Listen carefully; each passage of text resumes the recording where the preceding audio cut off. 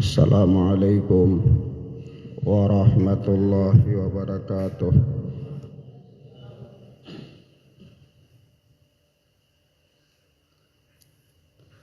Allahu Akbar, Allahu Akbar,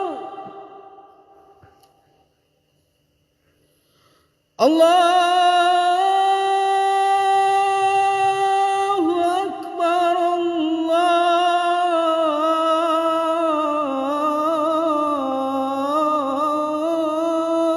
Allahu Akbar.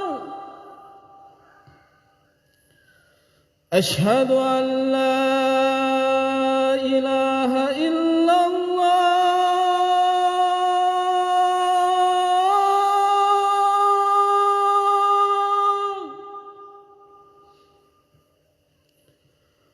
أشهد أن لا إله إلا الله.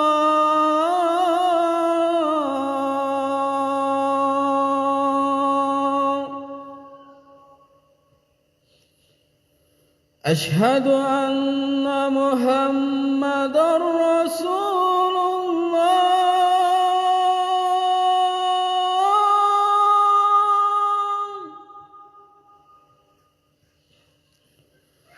أشهد أن محمدًا رسول الله.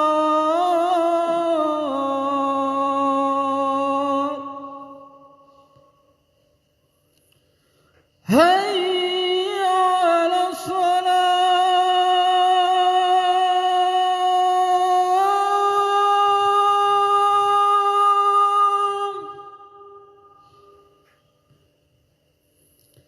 هيا على الصلاة.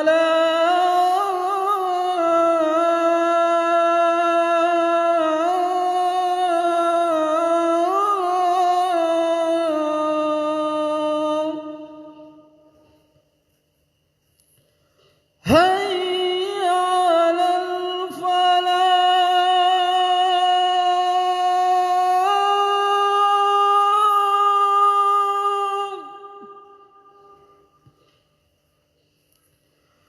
هيا على الفلاح.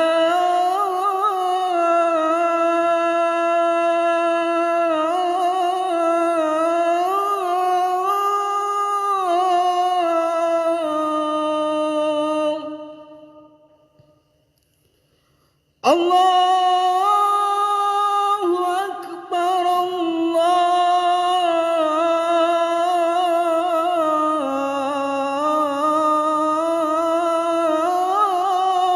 أكبر. لا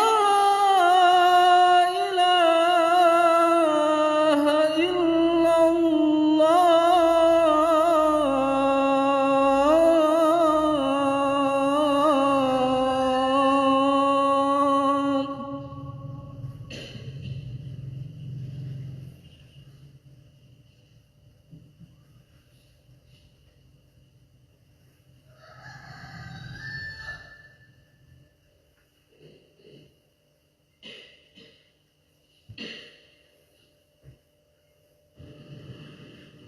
إن الحمد لله نحمده ونستعينه ونستغفره ونعوذ بالله من شرور أنفسنا ومن سيئات أعمالنا من يهده الله فلا مضل له ومن يضلل فلا هادي له أشهد أن لا إله إلا الله وحده لا شريك له وأشهد أن محمدا عبده ورسوله قال الله ربنا جل جلاله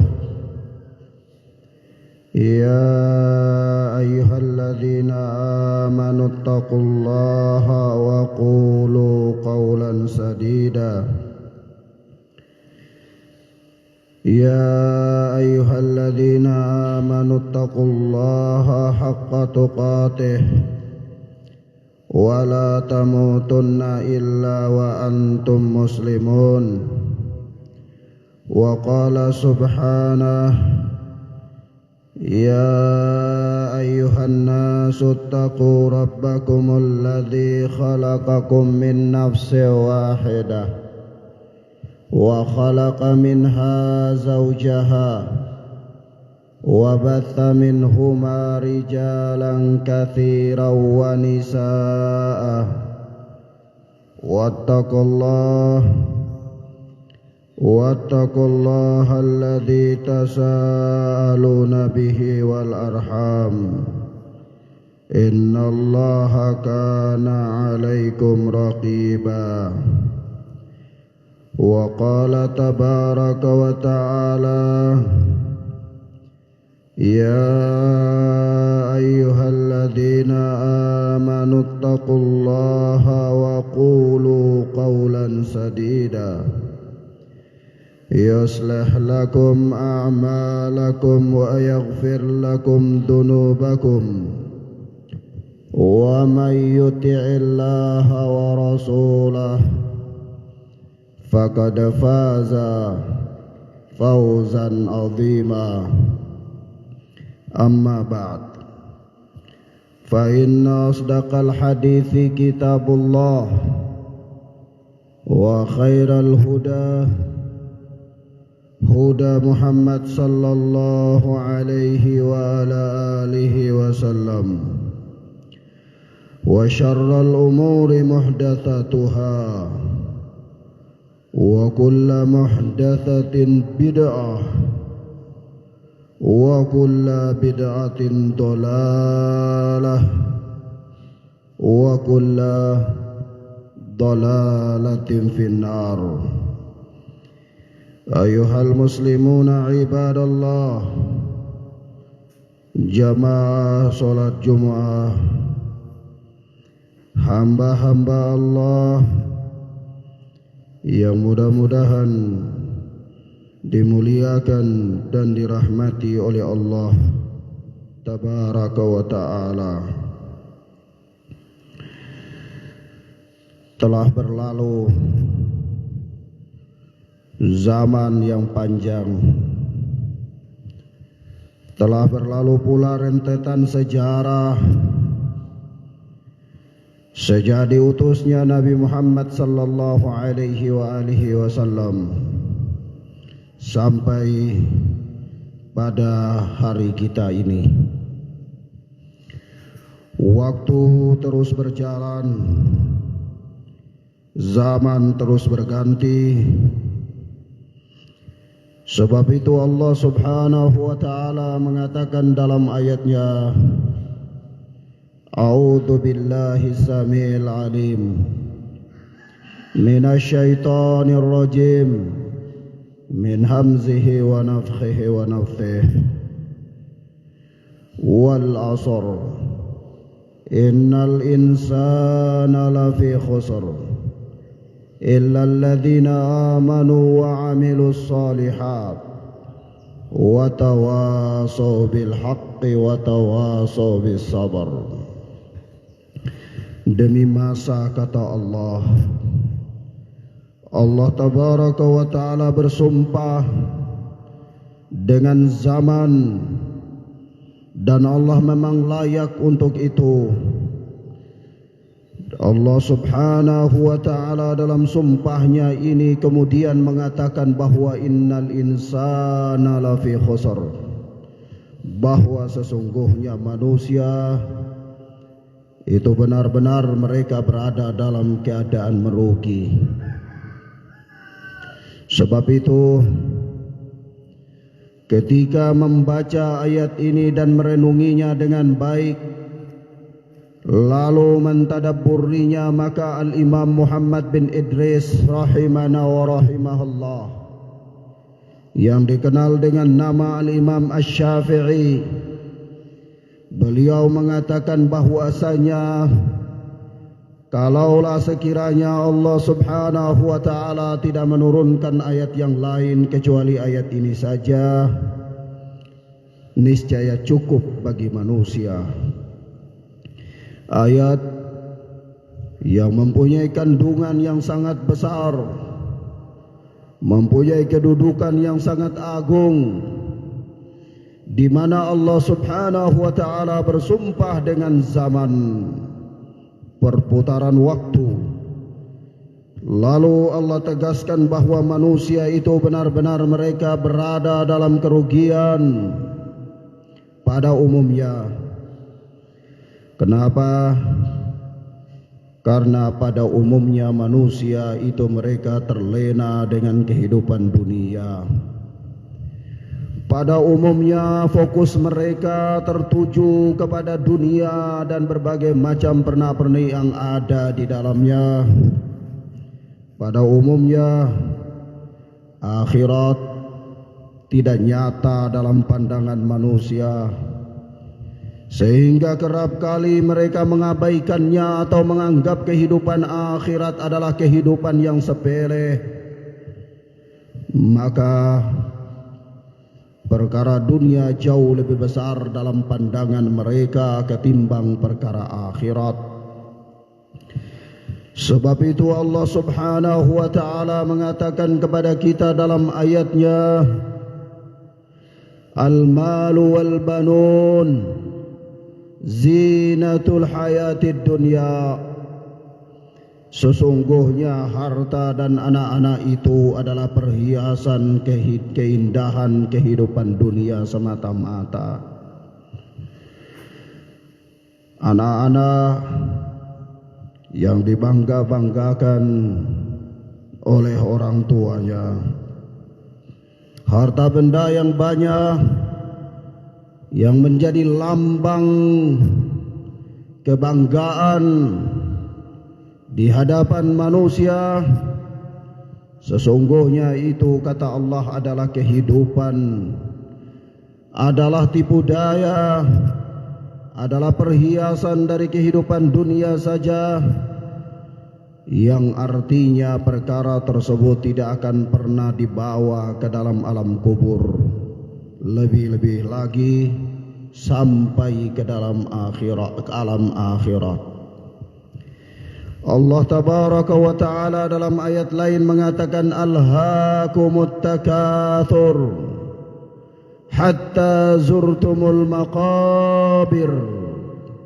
Sungguh bermegah-megahan telah melalaikan kamu, sungguh bersukaria telah melalaikan engkau, sungguh asik dalam permainan kehidupan dunia telah membuat engkau lupa ingatan akan tujuan yang dengannya Allah menciptakan engkau.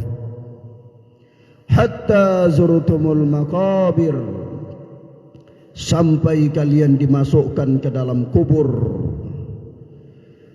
Kelalaian itu terus berlangsung, kelalaian itu terus ada pada kalian sampai dimasukkan ke dalam kubur. Kalla sawfa ta'lamun, sekali-kali kalian pasti akan mengetahui akibatnya. Tsumma kalla sawfa ta'lamun. Kemudian sekali-kali kelak nanti kalian akan mengetahui akibatnya. Maka lagi-lagi Allah Subhanahu wa ta'ala memperingatkan kita tentang kehidupan dunia. Lalu Allah Subhanahu wa ta'ala pun mengatakan dalam ayatnya, ketika memberikan permisalan kepada manusia tentang kehidupan dunia ini, kata Allah di dalam surat Al-Kahfi, wadrib lahum mathalal hayatid dunya kama in anzalnahu minas samai fakhtalata bihi nabatul ard fa asbaha hashiman tadruhu ar-riyah wa kana Allahu ala kulli syai'in muqtadira. Berikanlah kepada mereka perumpamaan tentang kehidupan dunia ini, kata Allah, yaitu kama in anzalnahu minas sama. Perumpamaan kehidupan dunia ini sebagaimana air hujan yang Allah turunkan dari langit, lalu dia bercampur dengan saripati tanah, menumbuhkan tanaman-tanaman dan tumbuh-tumbuhan yang menyenangkan hati para hati. Lalu mereka berharap kepadanya, lalu mereka bertumpu kepadanya, lalu mereka menggantungkan tawakalnya kepada perkara tersebut. Fa asbaha hashiman tadruhur riyah. Lalu tiba-tiba di waktu pagi datanglah angin yang kencang, memporak-porandakan tanaman-tanaman mereka, menghancurkan kebun mereka. Kerugian dan kegagalan yang mereka dapatkan dengan dikirimkan oleh Allah Subhanahu wa ta'ala angin yang dahsyat untuk menghancurkan harapan mereka, pupus dan sirnalah harapan dan ketergantungan mereka. Lalu Allah Subhanahu wa ta'ala mengatakan, wa kana Allahu ala kulli syai'in muqtadira. Dan Allah Subhanahu wa ta'ala maha kuasa atas segala sesuatu. Allah maha menentukan segala sesuatu. Maka ma'asyiral muslimin, jamaah solat Jumat yang mudah-mudahan dirahmati oleh Allah Tabaraka wa ta'ala, para ulama, di antaranya Al-Imam Al-Allama Ibn Qayyim Al-Jauziyah rahimana wa rahimahullah, ketika menerangkan kepada kita kenapa di dalam ayat ini Allah memperumpamakan kehidupan dunia ini bagaikan air hujan yang turun dari langit. Kenapa? Karena air hujan yang turun dari langit itu bisa jadi bermanfaat bagi manusia, dan juga bisa jadi menjadi malapetaka bagi manusia. Bisa dia bermanfaat pada satu sisinya, dan juga bisa jadi membawa kemudaratan pada satu sisi yang lain. Maka begitulah kehidupan dunia ini. Ketika seseorang mengarunginya, maka bisa jadi kehidupan dunianya itu adalah bermanfaat baginya, dalam konsep dia mendapatkan kebahagiaan di dunia dan mendapatkan pula kebahagiaan di akhirat. Atau bisa jadi dia dalam mengarungi kehidupan dunianya itu justru menjadi malapetaka baginya, justru membinasakan dirinya. Maka dari itu, hendaklah setiap orang bermuhasabah, hendaklah setiap orang menghitung-hitung dirinya. Apakah kehidupannya di dalam kehidupan dunia ini telah sesuai atau telah sejalan dengan konsep yang dengannya Allah Subhanahu wa taala menciptakannya, atau kehidupannya di dalam kehidupan dunia ini tidak ada bedanya dengan kehidupan hewan, tidak ada bedanya dengan kehidupan binatang melata. Lagi-lagi Allah Subhanahu wa taala mengingatkan kita bahwa manusia ini semuanya berada dalam kerugian. Lalu di dalam ayat yang kita bacakan pada mukaddimah tadi Allah katakan, illal ladzina amanu wa 'amilus shalihat wa tawasaw bil haqq wa tawasaw bis sabr. Kecuali 4 golongan manusia yang Allah keluarkan mereka dari kerugian, yaitu yang pertama Allah katakan illal ladzina amanu, yaitu orang-orang yang beriman, orang-orang yang mengikrarkan keimanannya dengan ikhlas dan jujur, keimanannya kepada Allah Tabaraka wa Ta'ala, keimanannya kepada syariat yang datang dari dibawa oleh Rasulullah sallallahu alaihi wasallam. Lalu kemudian keimanannya itu tidak sebatas pada keimanan semata-mata pada ucapannya, tetapi dia mewujudkan ucapannya, mewujudkan keyakinan hatinya, mewujudkan imannya dengan pelaksanaan ibadah, yaitu wa'amilus shalihat, yakni mereka melakukan amalan-amalan saleh.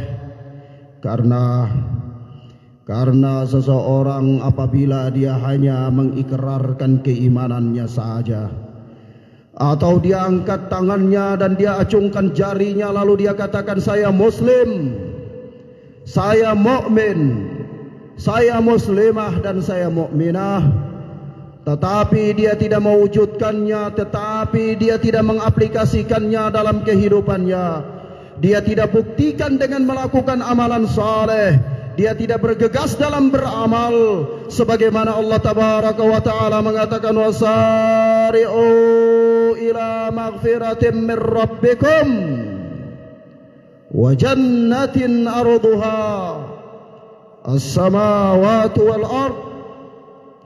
Segeralah kalian untuk mendapatkan ampunan dari Rabb kalian. Jangan menunda-nunda. Bercepat-cepatlah kalian untuk mendapatkan ampunan dari Rabb kalian, dan bersegeralah pula untuk mendapatkan surga Allah yang luas. Surga itu seluas langit dan bumi yang Allah peruntukkan kepada orang-orang yang bertakwa.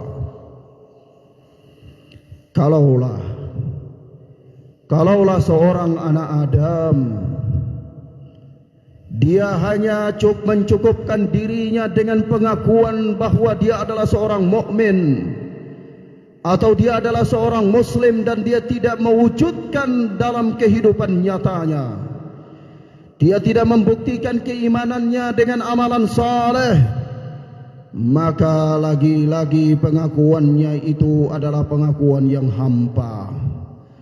Pengakuannya itu adalah pengakuan yang kosong, pengakuan yang kelak di akhirat tidak berfaedah baginya. Pengakuannya itu bagaikan pengakuan seekor burung beo. Telah datang dalam sebuah kisah. Pada zaman dahulu kala ada seorang imam besar yang sangat cinta terhadap burung dan dia memelihara burung. Lalu suatu ketika murid-muridnya menghadiahkan seekor burung beo kepada sang imam ini. Dia pun bergembira dan merawatnya dengan baik. Lalu burung ini selalu dibawa hadir dalam majelis ilmu yang digelar oleh sang imam. Setiap kali sang imam mengajarkan ilmu hadis, burung ini selalu ada bersamanya. Sampai setiap kali sang imam menamatkan kitab-kitab tauhid, kitab-kitab akidah, burung ini pun selalu ada bersama dengan sang imam. Lalu burung ini pun terpengaruh dengan kebiasaan para penuntut ilmu, yaitu burung ini fasih mengucapkan kalimat la ilaha illallah. Bahkan setiap hari dan setiap saatnya burung ini selalu mengucapkan la ilaha illallah. Semakin bertambahlah kecintaan sang imam kepadanya. Namun pada suatu ketika burung ini diterkam oleh seekor kucing. Burung ini pun berteriak sejadi-jadinya berusaha untuk melepaskan diri dari terkaman sang kucing tersebut. Dalam keadaan teriak yang sangat itu, dia terus berteriak sampai dia mati. Lalu sang imam yang mengetahui kejadian ini pun bersedih dan menangis. Murid-muridnya pun berkata, "Ya imam, apakah gerangan yang membuat engkau menangis, wahai sang imam? Sudilah kiranya kalau hanya kematian seekor burung beo itu membuat engkau sedih dan menangis, maka kami bisa membawakan beberapa ekor burung kepada engkau." Tetapi sang imam itu justru mengatakan bahwa yang aku sesali, yang aku sedihkan, yang membuat aku bersedih dan menangis adalah burung ini semasa hidupnya pandai mengucapkan kalimat la ilaha illallah, tetapi di akhir kehidupannya sama sekali dia tidak bisa mengucapkan kalimat la ilaha illallah. Bahkan dia hanya berteriak dan berteriak. Maka kenapa demikian? Hal itu terjadi karena burung ini hanya bisa mengucapkan kalimat tersebut tanpa meyakininya. Burung tersebut bisa mengucapkan kalimat tersebut tanpa memahami faedahnya. Burung tersebut hanya bisa mengucapkan kalimat tersebut tanpa mengetahui hakikat dan tanpa mengaplikasikannya dalam kehidupannya. Lalu dia mati pun dia tidak mampu untuk mengucapkan kalimat itu. Maka bagaimana dengan diri kita? Apakah kita yang telah mengatakan dirinya beriman ini mampu mempertahankan iman itu tatkala dalam keadaan naza, tatkala dalam keadaan sakaratul maut? Jangan-jangan keimanan kita adalah keimanan yang kosong dari pengamalan. Jangan-jangan pengikraran kita terhadap keimanan ini hanyalah pengikraran yang berada sebatas di lisan, sehingga nasib dan keadaan kita di akhir hidup nanti sama dengan keadaan kondisi burung tersebut. Wal iyadu billah. Maka fattaqullah ya ibadallah. Bertakwalah wahai hamba-hamba Allah. Barakallahu fikum.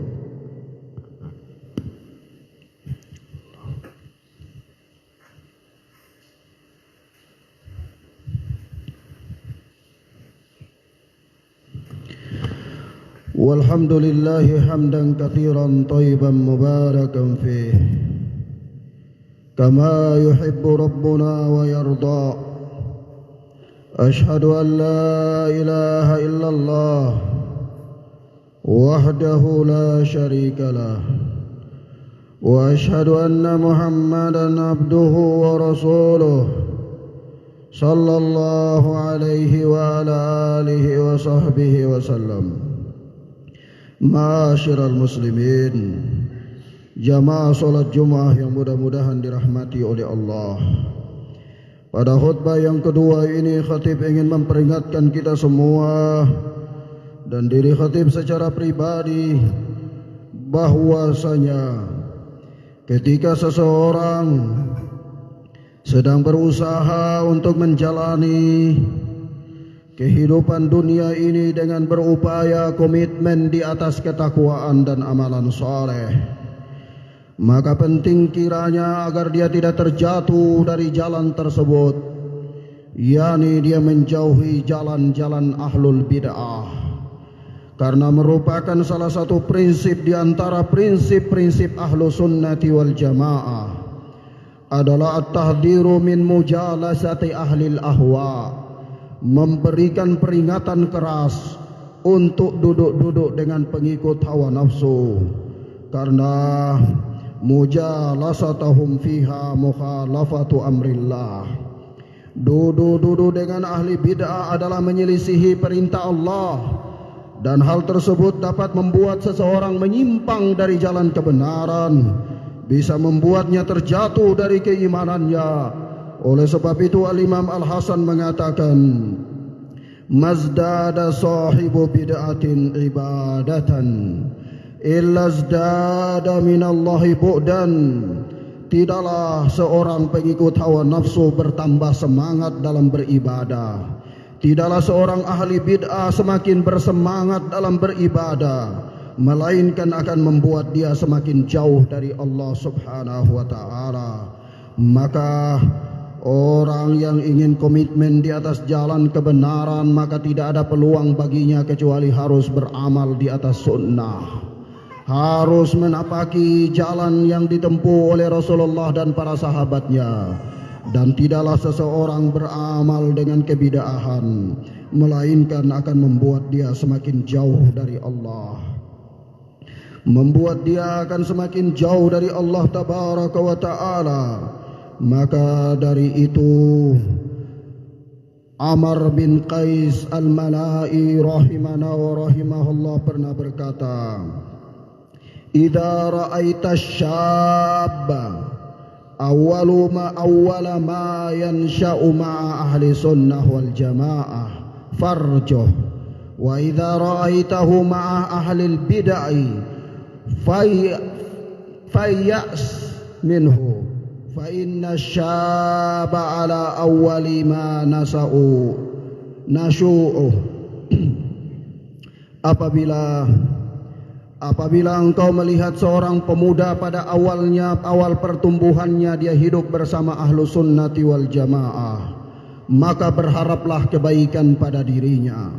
Namun sebaliknya, jika engkau melihat dia tumbuh bersama ahli bid'ah, maka putus asalah darinya, karena sesungguhnya seorang pemuda itu berada pada awal startnya, pada awal pertumbuhannya. Lalu begitu pula para ulama telah mewasiatkan kepada kita, sebagaimana disebutkan, mabtada'a rajulun bid'atan illa khalla sadruhu 'alal muslimina wa ikhtulijat minhul amanah. Apabila seseorang berbuat bid'ah, maka dia akan ada kedengkian pada dadanya terhadap kaum muslimin, dan akan dicabut darinya sifat amanah. Maka pelaku bid'ah itu pada umumnya tidak amanah, pada umumnya khianat, karena memang khianat adalah merupakan ciri khas mereka. Sebab itu sekali lagi hati-hati dan waspadailah mereka ketika seseorang hendak tumbuh di atas jalan keistiqomahan, karena Allah Subhanahu wa ta'ala telah mengatakan kepada kita di dalam ayatnya surat Al-An'am. Allah katakan, wa idza ra'aital ladina yakhuduna fi ayatina fa'arid anhum hatta yakhudu fi haditsin ghairihi wa imma yunsiyannaka asyaitanu fala taq'ud ba'da dzikra ma'al qaumidz zalimin. Apabila engkau melihat orang-orang sedang memperolok-olok ayat-ayat kami, maka berpalinglah dari mereka sampai mereka beralih kepada pembicaraan yang lain. Adapun jika syaitan telah membuat engkau lupa sehingga engkau duduk bersama mereka, fala taq'ud ba'da dzikra ma'al qaumidz zalimin, maka janganlah engkau duduk bersama kaum yang zalim itu setelah engkau ingat. Ibnu Abbas radhiyallahu taala anhuma ketika menafsirkan ayat ini, beliau berkata, dakhala fi hadhil ayati kullu muhditsin fid din wa kullu mubtadi'in ila yaumil qiyamah, bahwa masuk dalam ayat ini setiap orang yang membuat perkara baru dalam agama dan setiap pelaku bid'ah sampai hari kiamat. Maka ayat ini memberikan pengertian kepada kita bahwa janganlah duduk dengan orang-orang yang suka merekayasa agama, dan janganlah duduk dengan orang-orang yang suka berbuat bid'ah di dalam agama, karena hal tersebut apabila terjadi pada dirimu maka sungguh engkau telah menyelisihi Alkitab dan Sunnah. Barakallahu fikum. Innallaha wa malaikatahu yusholluna 'alan nabi ya ayyuhalladzina amanu shallu 'alaihi wa sallimu taslima. Allahumma shalli 'ala Muhammad wa 'ala ali Muhammad kama shallaita 'ala Ibrahim wa 'ala ali Ibrahim innaka Hamidum Majid. Allahumma barik 'ala Muhammad wa 'ala ali Muhammad kama barakta 'ala Ibrahim wa 'ala ali Ibrahim innaka Hamidum Majid. Allahumma barik lana fima a'tait. Allahumma barik lana fima a'tait. Allahumma yassir lana wa la tu'assir alaina. Allahumma yassir lana wa la tu'assir alaina. Allahumma arinal haqqa haqqan warzuqna ittiba'ah wa arinal batila batilan warzuqna ijtinabah. Allahumma aslih ahwalana wa ahwalal muslimina fi kulli makan. Allahumma ansur Islam wal muslimin. Allahumma ansur Islam wal muslimin. Rabbana atina fid dunya hasanah wa fil akhirati hasanah wa qina adzaban nar wa qina adzaban nar wa qina adzaban nar. Walhamdulillahi rabbil alamin. Akhiru da'wana aqimis salah.